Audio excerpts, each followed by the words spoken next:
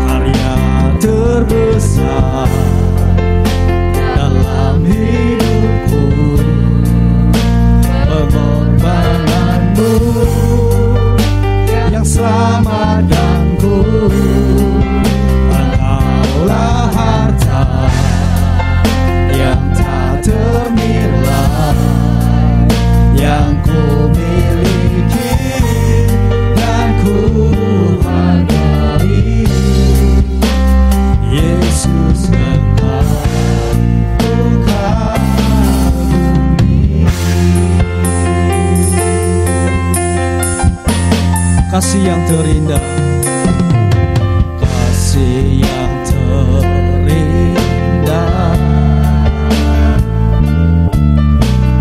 hati yang mulia, hanya Kau temukan di dalam-Mu, Yesusku.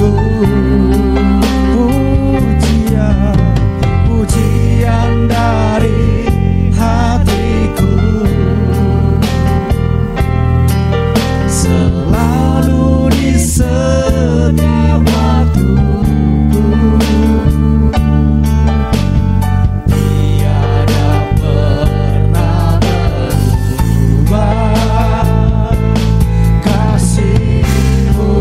Sama-sama katakan, karya terbesar, karya terbesar.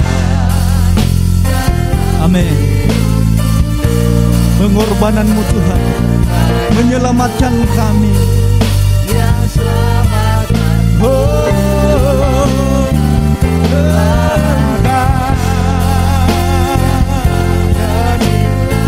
Haleluya.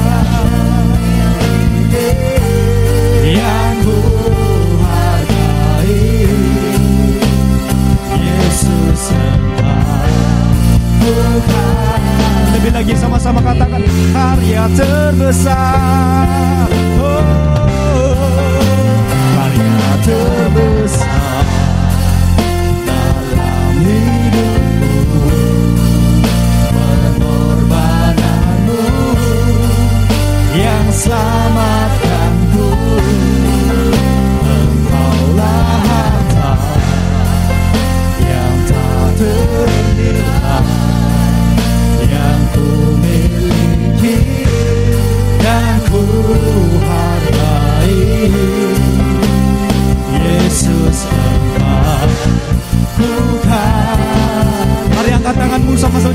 Tuhan karya terbesar.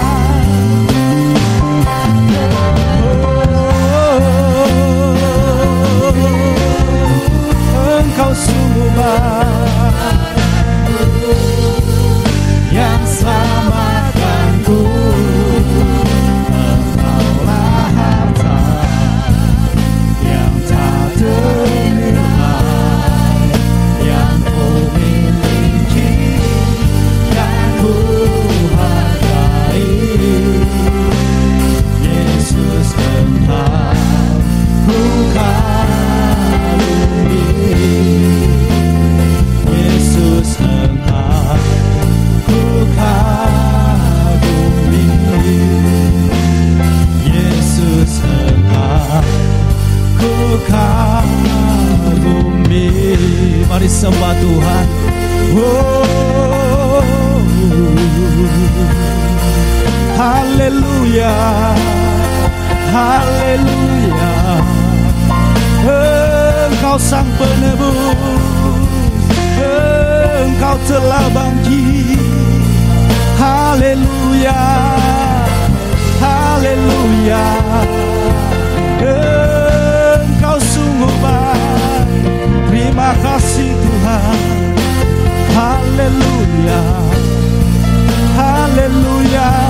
Kami bersyukur, kami bersyukur. Terima kasih Tuhan, terima kasih Tuhan.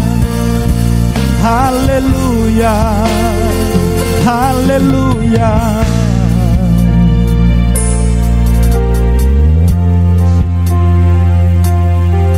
Segala pujian, segala hormat hanya bagi nama-Mu Bapa.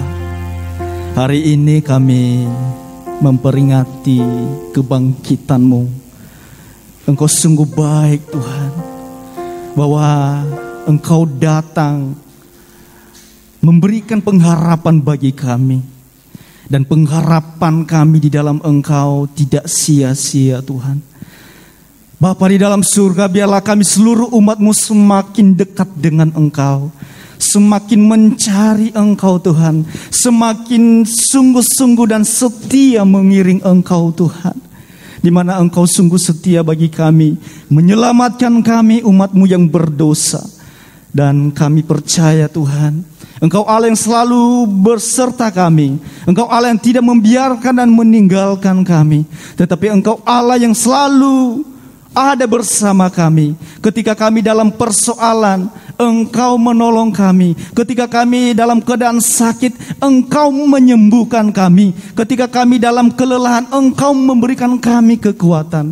Apapun Tuhan, kami percaya bahwa Engkau sumber segala-galanya di dalam hidup kami. Biarlah kami hanya tetap berharap hanya kepadamu Bapa. Terima kasih Bapa, mengucap syukur kepadamu. Kami serahkan pelayanan kami ke dalam tangan-Mu. Haleluya, amin. Puji nama Tuhan. Salam. Puji Tuhan, haleluya. Dia sang penebus sudah bangkit. Biarlah kita semakin sungguh-sungguh mengiring Dia dalam menjalani hari-hari kita. Saya mengajak kita berdiri bersama-sama. Mari kita pujikan Allah bangkit. Oh, oh, oh.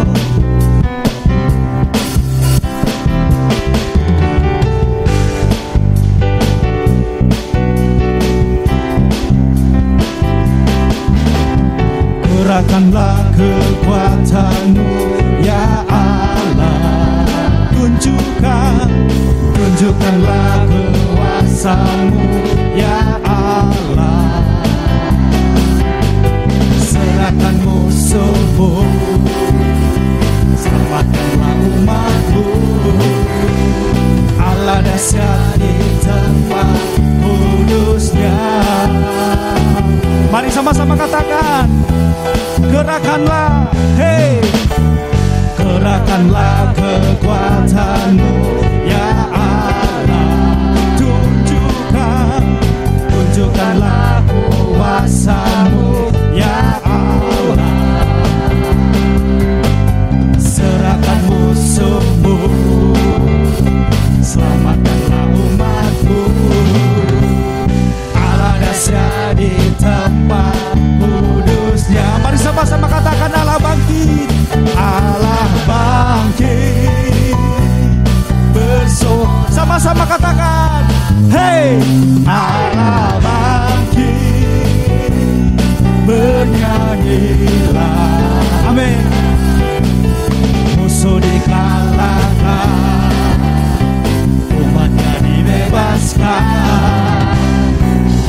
dahsyat di tempat kudusnya. Lebih semangat lagi, katakan gerakanlah. Gerakanlah kekuatan-Mu ya Allah. Tunjukkanlah kuasa-Mu ya Tuhan. Serahkan musuh-Mu, selamatkanlah umat-Mu. Allah dahsyat di tempat. Mari angkat tangan sama-sama, katakan Allah bangkit. Allah bangkit, bersorak sama-sama. Hey, Allah bangkit, oh, oh, bernyanyilah. Musuh dikalahkan, umatnya dibebaskan. Allah dahsyat di tempat kudus. Lebih lagi sama-sama katakan Allah bangkit.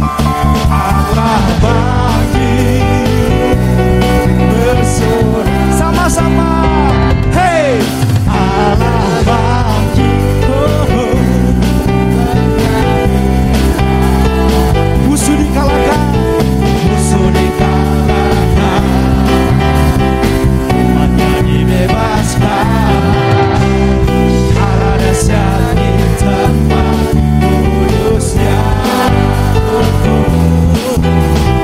Allah dahsyat di tempat kudusnya. Allah dahsyat di tempat kudusnya.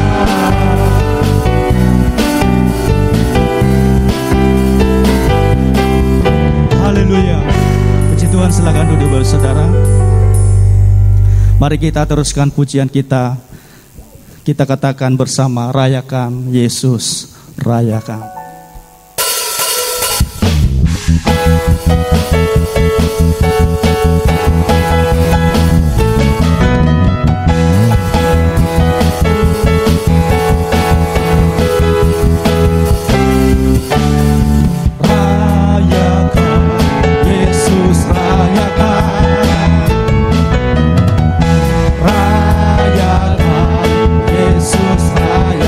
Lebih lagi katakan rayakan. Rayakan Yesus, rayakan.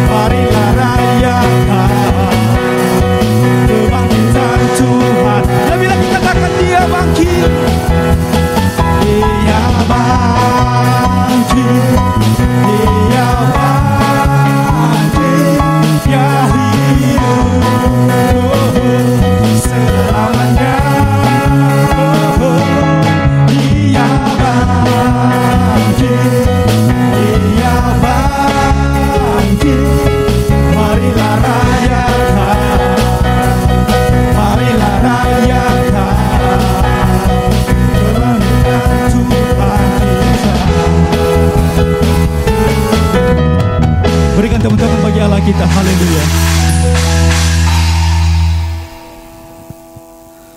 Tiba saatnya kita mempersiapkan hati kita lebih lagi untuk mendengar dan menerima kebenaran firman Tuhan. Kita pujikan bersama, tinggikan dirimu mengatasi.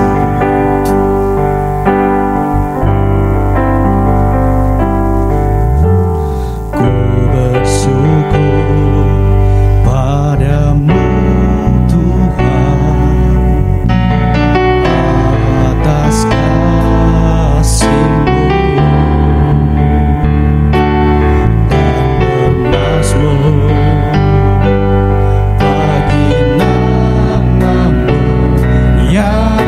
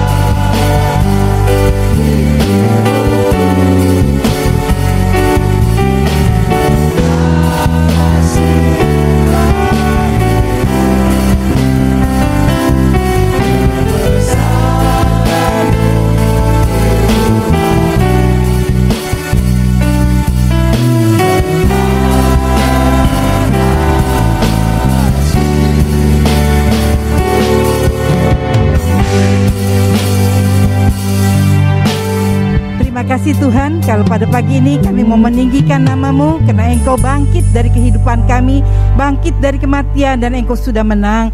Dan saat ini kami boleh merayakan Hari Raya Kristen yang ketiga, di mana Engkau sudah menang dari maut dan Engkau bangkit. Kami bersyukur Tuhan, Engkau hadir di tengah-tengah kami melalui puji-pujian kami. Dan saat ini urapi hamba-Mu, urapi kami semua untuk mengerti kehendak-Mu di dalam kehidupan kami. Biar Roh Kudus sendiri yang berkarya di tengah-tengah kami Tuhan. Engkau pakai kami semua. Biar Roh Kudus sendiri yang berbicara satu demi satu untuk kami mengerti kehendak-Mu di dalam kehidupan kami. Urapi hamba-Mu yang tidak ada apa-apanya, sembunyikan di belakang salib-Mu. Biar kuasa Roh Kudus sendiri yang mengambil alih acara pada pagi hari ini dalam pemberitaan firman-Mu. Terima kasih Tuhan, jika datang dengan letih, lesu, dan berbeban berat, Engkau adalah jawaban dalam kehidupan kami. Saat ini kami rindu mendengar sebagian firman-Mu Tuhan. Engkau pakai kami semua. Berikan roh hikmat, roh pengertian yang daripada Engkau untuk kami pulang dengan sukacita. Karena Engkau jawaban untuk setiap pergumulan kami. Terima kasih, kami terima dan kami sambut firman-Mu. Kita yang percaya katakan, amin. Shalom, apa kabar saudara? Kita bersyukur kepada Tuhan kalau pagi ini kita boleh merayakan Hari Raya Kristen yang ketiga ya. Kita akan belajar tentang makna atau Paskah adalah jawaban hidup kita. Paskah adalah jawaban hidup kita. Kita akan membaca di dalam Markus 16 ayat 1 sampai 8. Saya membaca ayat yang ganjil, saudara membaca ayat yang genap supaya semuanya boleh membaca dan menyimak satu persatu. Selama ini kalau saya yang membaca tentu saudara tidak akan menyimak dengan baik-baik. Markus 16 ayat 1 sampai dengan 8. Saya akan baca ayatnya ganjil, saudara baca ayat yang genap. Ayat yang terakhir kita baca bersama-sama. Kebangkitan Yesus. Setelah lewat hari Sabat, Maria Magdalena dan Maria ibu Yakobus serta Salome membeli rempah-rempah untuk pergi ke kubur dan meminyaki Yesus.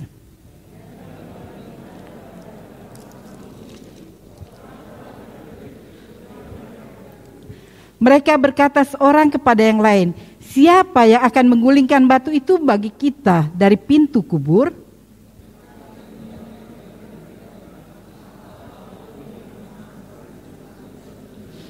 Wah, suaranya makin hilang. Lalu mereka masuk ke dalam kubur dan mereka melihat seorang muda yang memakai jubah putih duduk di sebelah kanan mereka.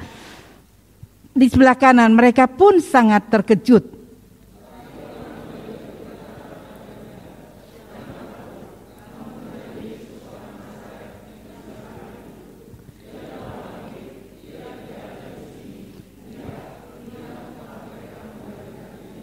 Tetapi sekarang pergilah, katakanlah kepada murid-muridnya dan kepada Petrus, ia mendahului kamu ke Galilea di sana. Kamu akan melihat dia seperti yang sudah dikatakannya kepada kamu. Sama-sama.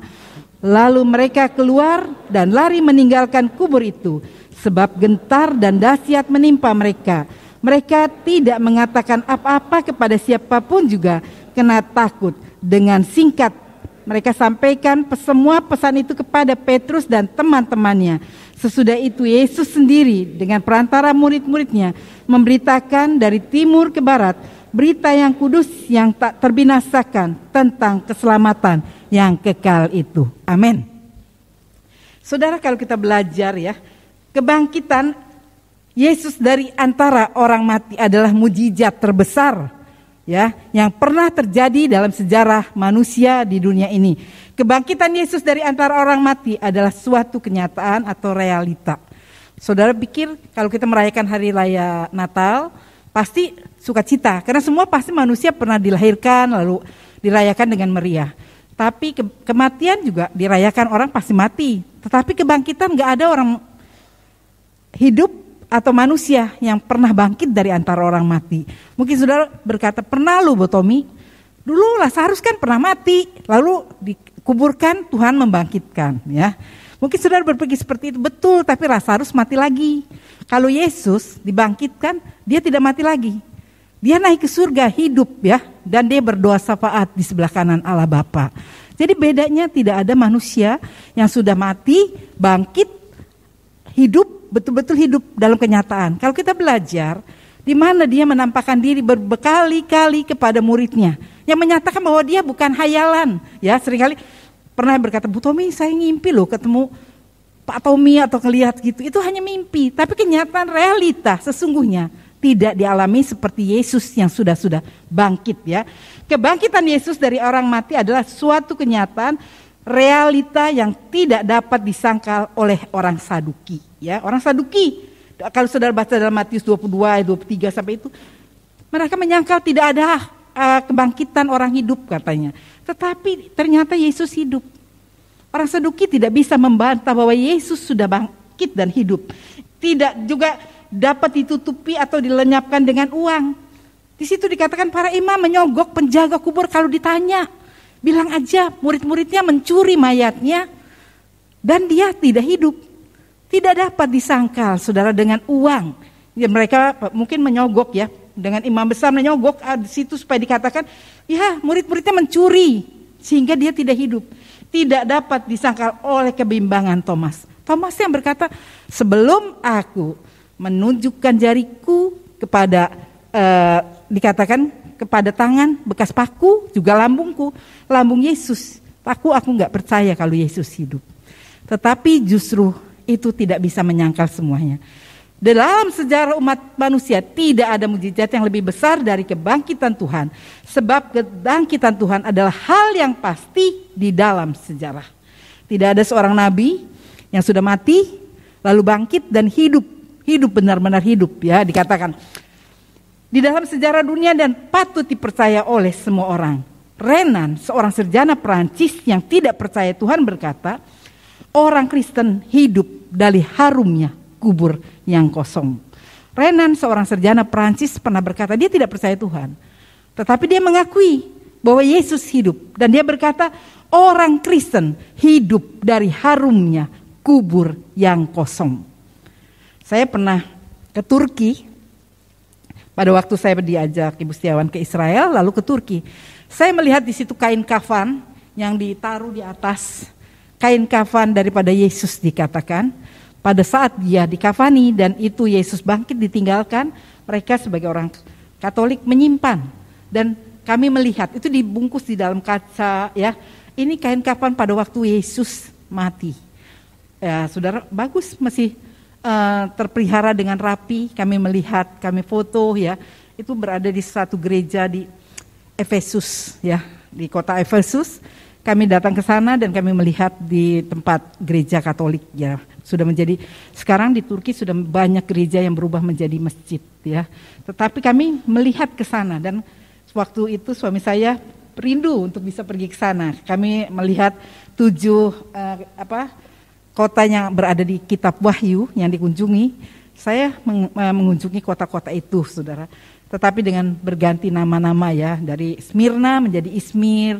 Kalau yang masih sama itu Efesus, Philadelphia, berganti nama semuanya. Saudara, apakah makna Paskah ini bagi kita orang percaya? Apa arti Paskah ini bagi kita orang percaya? Ya biasa toh Bu Tommy, kalau arti Paskah yang sesungguhnya pasti dapat endok ya, dapat telur. Ya anak-anak pasti dapat makanan kecil, dapat telur. Ya saudara nanti pulang juga dapat telur ya. Ada yang nyumbang telur dengan biji tempat yang begitu indah, yang cantik. Saya mengucapkan terima kasih dan dia berkata, Tante jangan dikasih tahu, bilang aja terima kasih sama Tuhan ya. Saya mengucapkan terima kasih, dia kasih dengan tempatnya. Tentu apakah makna Paskah ini bagi kita orang percaya mungkin? Ya Paskah ya pasti dapat telur. Ya.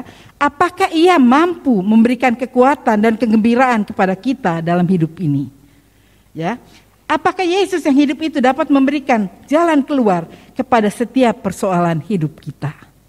Saudara, ayat 6 dalam pembacaan kita tadi mengatakan dengan jelas, tetapi orang muda itu berkata kepada mereka, jangan takut, kamu mencari orang Nazaret yang disalibkan itu. Ia telah bangkit, ia tidak ada di sini. Lihat, inilah tempat mereka membaringkan dia. Jadi jawaban Paskah adalah jawaban hidup kita. Yang pertama, kebangkitan Yesus melepaskan manusia dari ketakutan. Kebangkitan Yesus melepaskan manusia dari ketakutan. Saat ini begitu banyak orang yang penuh dengan ketakutan ya. Ada yang udah setahun lebih nggak keluar-keluar, di rumah terus ya, sampai jadi tambah megar badannya karena makan tidur di rumah. Kenapa? Menghindari takut kena pandemi ya, karena pikir nggak boleh keluar, kalau lebih baik di rumah saja. Banyak orang yang penuh dengan ketakutan saat ini. Saudara, justru firman Tuhan mengatakan apa yang kamu takuti, itulah yang akan mendatangi kamu ya. Kalau kita mungkin sudah pakai masker, sudah berbuat sesuatu, nggak kemana-mana, kok masih kena ya. Memang sudah waktunya kena ya saudara. Tetapi kalau kita memang menghindari, dikatakan manusia penuh dengan ketakutan. Apakah makna Yesus yang hidup itu dapat memberikan jalan keluar kepada setiap persoalan hidup kita? Dapat, yaitu kebangkitan Yesus melepaskan manusia dari ketakutan. Yang kedua, dalam Lukas 24 ayat 13, kebangkitannya membangkitkan iman yang tawar hati. Jadi kebangkitan Yesus membangkitkan iman yang tawar hati.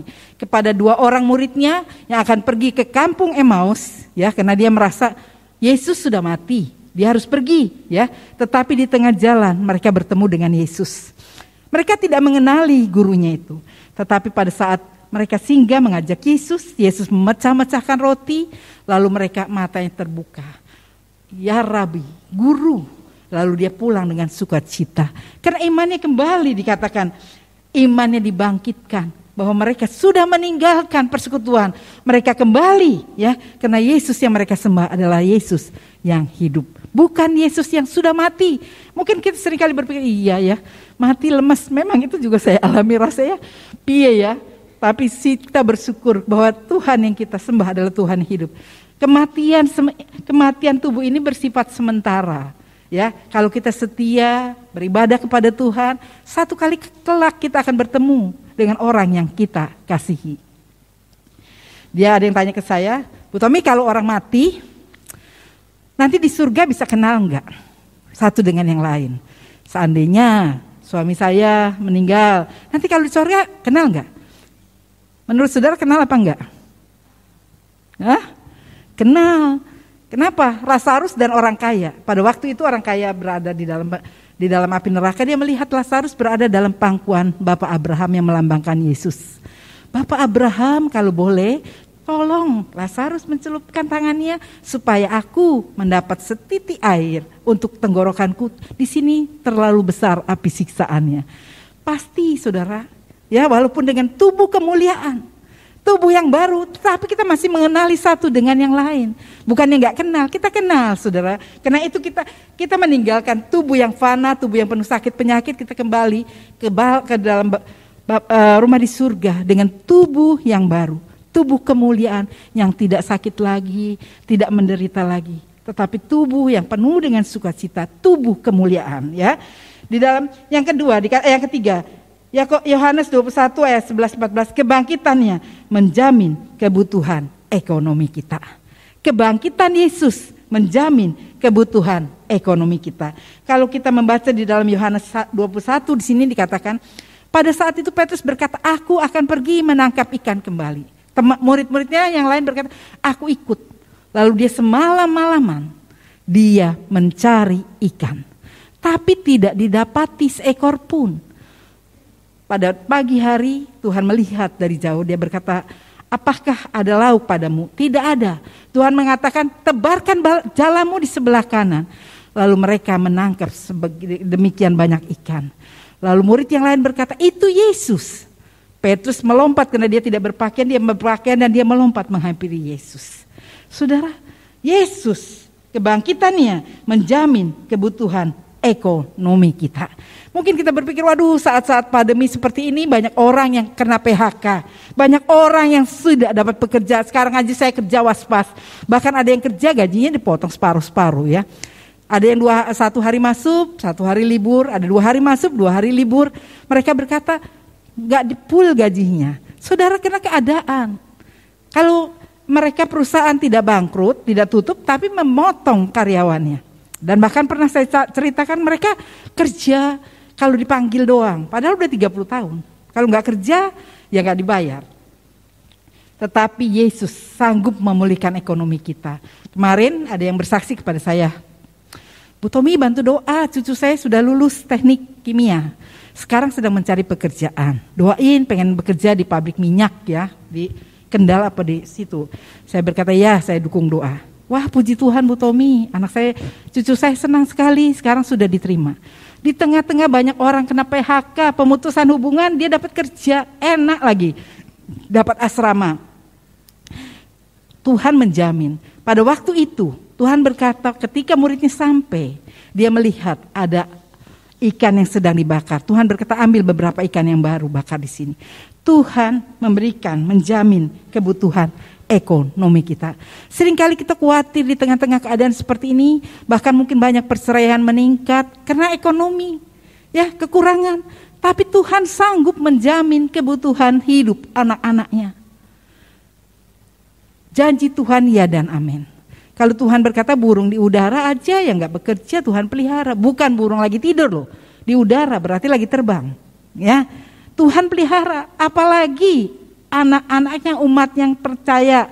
Yang berharap kepada Tuhan. Tuhan pasti pelihara. Filipi 4 ayat 19 berkata, Allahku akan mencukupi segala keperluanku menurut kemuliaan dan kekayaannya. Dia mencukupi kebutuhan kita. Yohanes 20 ayat 15 dan 18, kebangkitannya menghapus air mata kesedihan dari Maria Magdalena. Maria Magdalena yang merasa kalau memang bisa Tuhanku mengambil, Tuhanku tolong kembalikan. Dia menangis lalu dia berkata, Maria berpaling, oh Rabi, Guru.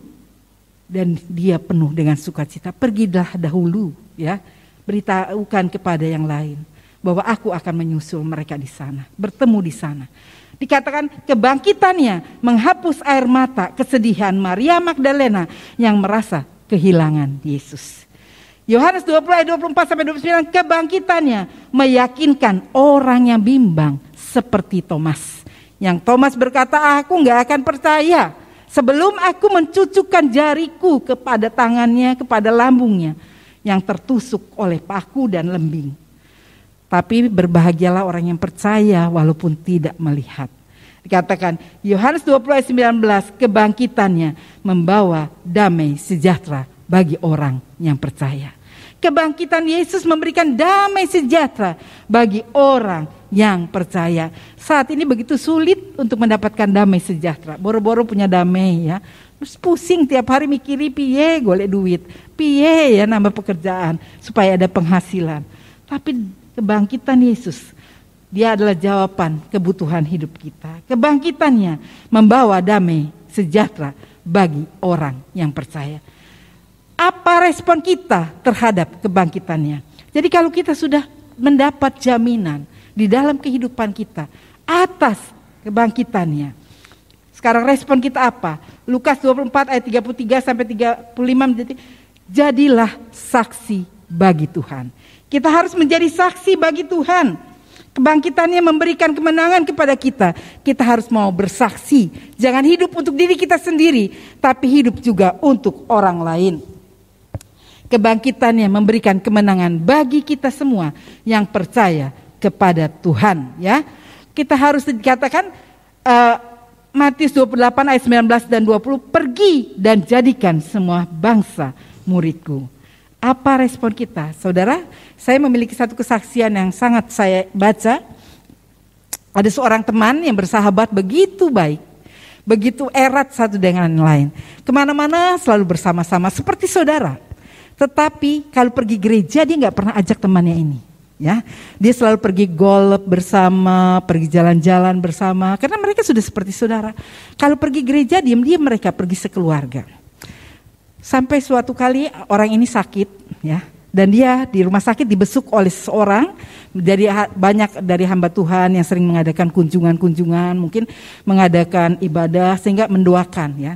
Mau enggak engkau didoakan? Oh, saya mau. Kalau engkau percaya kepada Yesus Kristus, Yesus dapat menyembuhkan engkau.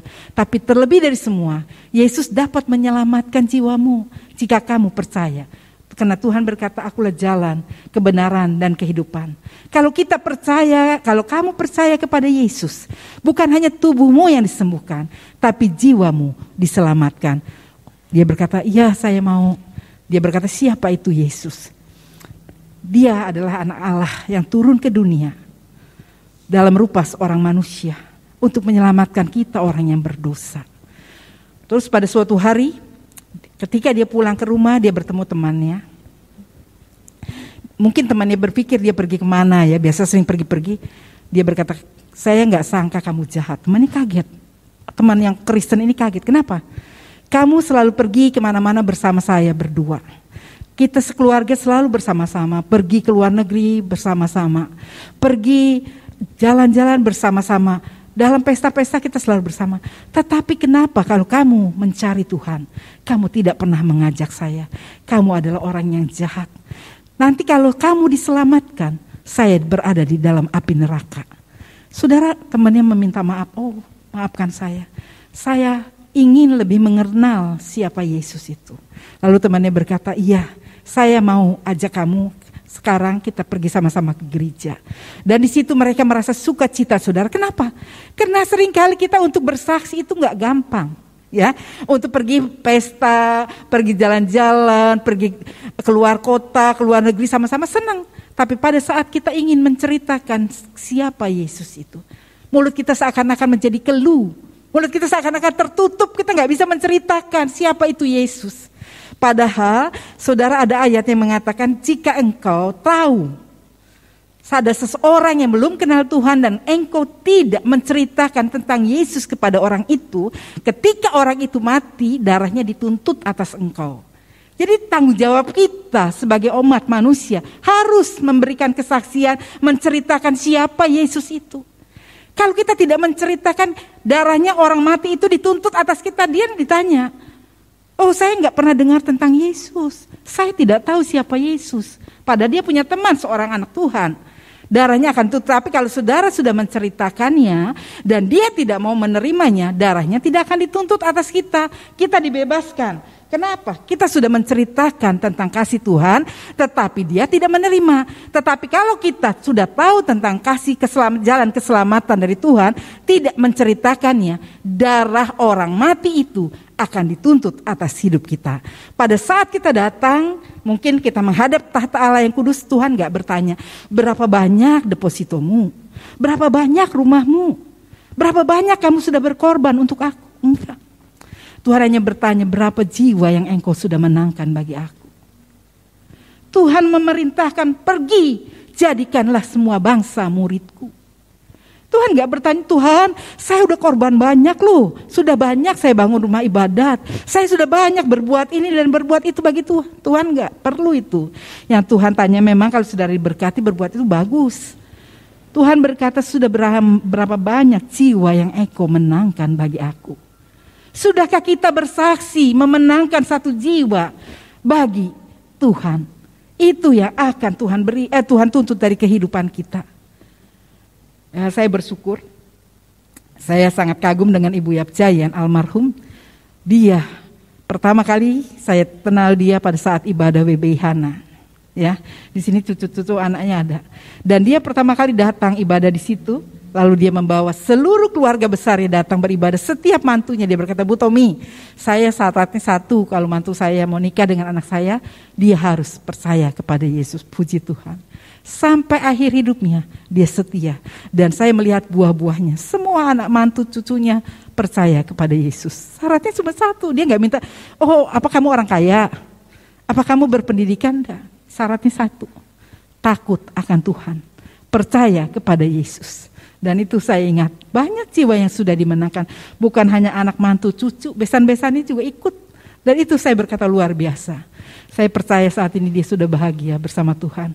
Begitu banyak mungkin mutiara yang diberikan Tuhan kepadanya. Mahkotanya besar tentu dengan penuh, dengan permata. Karena dia begitu banyak memenangkan banyak jiwa. Saudara gak kena, walaupun mungkin kelihatannya, wah saya udah banyak loh korbannya, Bu Tommy, gak salah. Saudara berkorban boleh, Tuhan memberkati saudara. Tapi berapa banyak jiwa yang saudara sudah menangkan bagi Tuhan. Apa respon kita terhadap kebangkitannya? Jadi saksi bagi Tuhan, ya. Dan yang jangan lagi hidup bagi diri sendiri, tetapi hiduplah bagi Tuhan. Jangan kita mau hidup terus bagi diri kita sendiri, tapi kita mau hidup bagi Tuhan. Tuhan mengajarkan kepada kita, biarlah kita 1 Korintus 5 ayat 15 berkata, Dan Kristus telah mati untuk semua orang, supaya mereka yang hidup tidak lagi hidup untuk dirinya sendiri, tetapi untuk Dia yang telah mati dan telah dibangkitkan untuk mereka. 1 Korintus 5 ayat 15. Dan Kristus telah mati untuk semua orang, supaya mereka yang hidup tidak lagi hidup untuk dirinya sendiri, tetapi untuk Dia yang telah mati dan telah dibangkitkan untuk mereka. Roma 12 ayat 11 mengatakan, janganlah hendaknya kerajinanmu kendor, biarlah rohmu menyala-nyala dan layanilah Tuhan. Jangan kita mulai malas untuk beribadah. Dengan diadakan ibadah online, membuat orang mulai malas untuk datang beribadah di gereja. Lebih enak ibadah di rumah. Mungkin bisa dengan tidur-tiduran, bisa dengan pakai daster, bisa sambil makan, saudara. Dikatakan janganlah hendaknya kerajinanmu kendor, biarlah rohmu menyala-nyala dan layanilah Tuhan. Itu respon kita terhadap kebangkitannya. Karena Tuhan yang kita sembah bukan tetap berada di dalam kubur. Dia sudah bangkit, Dia sudah menang. Maut sudah dikalahkan, kuasa maut sudah dikalahkan. Makanya kita harus menceritakan, memberitakan. Tidak seperti nabi-nabi lain, sudah mati, didoakan, nggak bangkit lagi. Tapi Tuhan Yesus Kristus, Dia bangkit, ya. Dia menampakkan diri kepada murid-muridnya, menunjukkan bahwa aku ini hidup loh. Bukan kata orang, tapi sungguh-sungguh Thomas yang tadinya bimbang diteguhkan imannya. Kepada orang yang pergi ke Emmaus, yang tawar hati, kembali dikuatkan. Oh betul bahwa Yesus hidup. Magdalena yang sedang bersusah, ketemu dengan Yesus, dikatakan gak usah susah. Ya, dia berkata, Tuhan, kalau Tuhan mencuri Tuanku Yesus, tolong kembalikan. Dan bukan Maria, waktu itu Maria terbuka matanya, dia melihat bahwa Yesus hidup, Yesus bangkit dan Dia ada. 1 Korintus 15 ayat 58 dikatakan, karena itu saudara-saudaraku yang kekasih, berdirilah teguh, jangan goyah, dan giatlah selalu dalam pekerjaan Tuhan, sebab kamu tahu bahwa dalam persekutuan dengan Tuhan, jerih payah kita tidak sia-sia. Dalam kita bersekutu dengan Tuhan, kita, jerih lelah kita tidak sia-sia. Juga di dalam Kolose 3 ayat 1 dan 2, karena itu kalau kamu dibangkitkan bersama dengan Kristus, carilah perkara yang di atas, di mana Kristus ada, duduk di sebelah kanan Allah.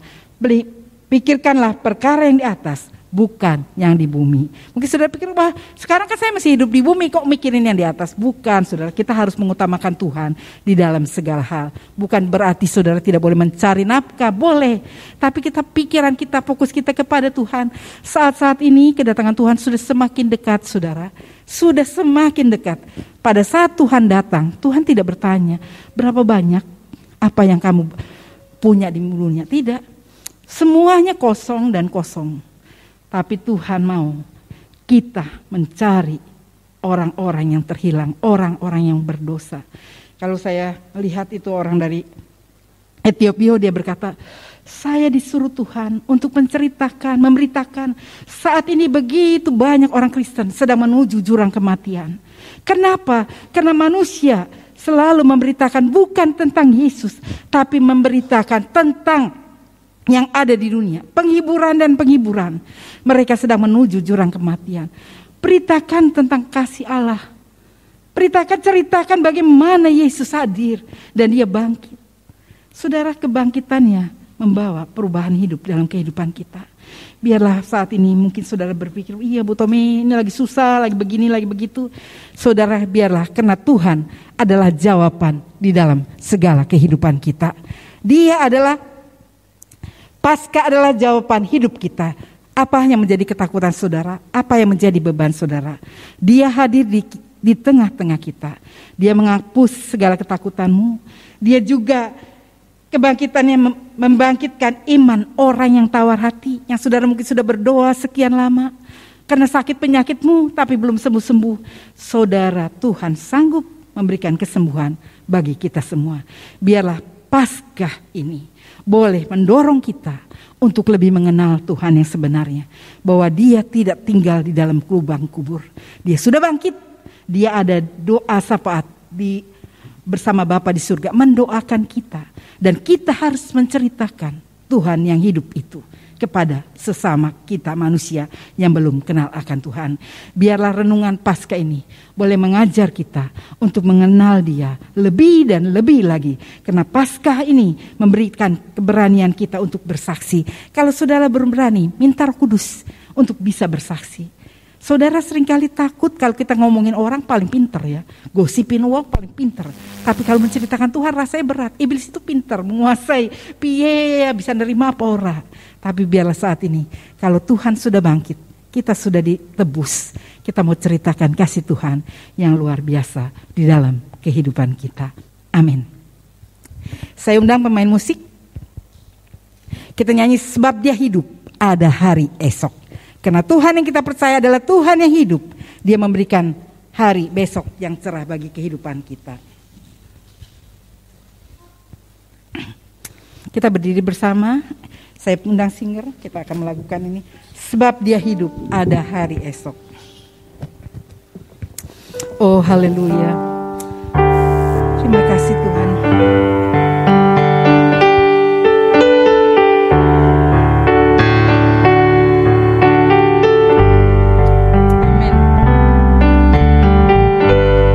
Sebab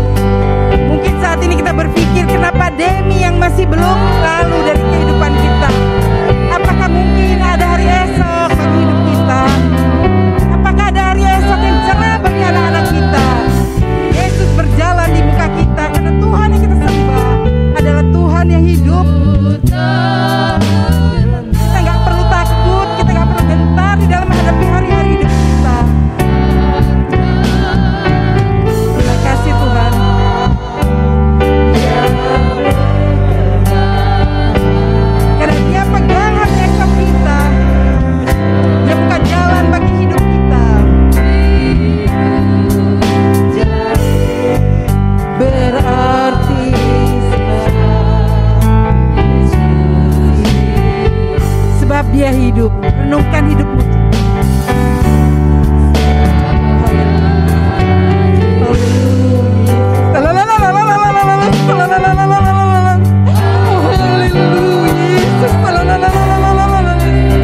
Terima kasih Tuhan untuk janji-Mu. Terima kasih Tuhan untuk jaminan. Haleluya Yesus. Yesus, terima kasih Roh Kudus, terima kasih Bang, sangat baik dan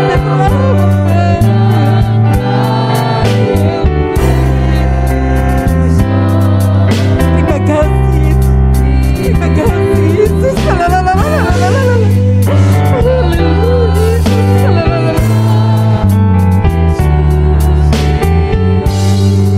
sebab Dia hidup.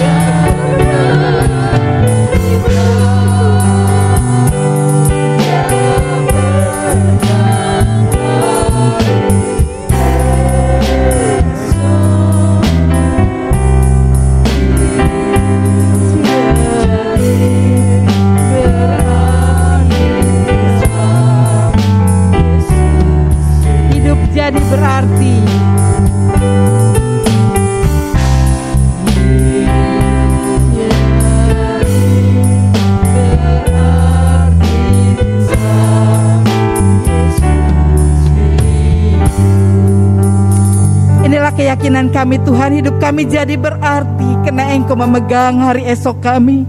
Kami bersyukur Tuhan, kuasa kebangkitan-Mu menjadi jawaban untuk setiap keperluan kami.